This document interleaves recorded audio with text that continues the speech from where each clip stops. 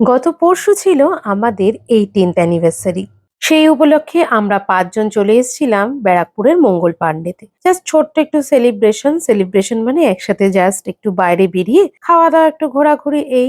কারণ শরীরও খুব একটা ভালো নেই, সাথে পুকুর কিন্তু এক্সামও চলছে, ফাইনাল এক্সাম। তো সেজন্য বেশি দূরে যাওয়ার তো চিন্তাই করতে পারিনি। ঢুকেই দেখলাম পলাশের ছড়াছড়ি।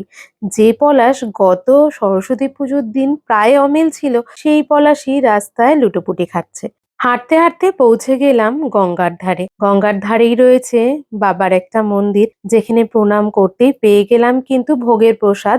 যে প্রসাদটা ছিল আজকের দিনে আমাদের জন্য উপরি পাওনা। আজকে কিন্তু আমি আমার মাকেও নিয়ে বেরিয়েছি। মা বেরোলো প্রায় অনেক দিন বাদে। মা এখন সেভাবে বেরোতেই পারে না, হাঁটাচলাও করতে পারে না। কিছুটা সময় গঙ্গা দর্শন করার পরেই দেখলাম পাশে রয়েছে একটা শিউলি গাছ, ওখান থেকে ইন্দ্র আমার জন্য শিউলির পাতা কালেক্ট করলো। তো তারপর চলে গেছিলাম আমরা রাসোই কিং এ।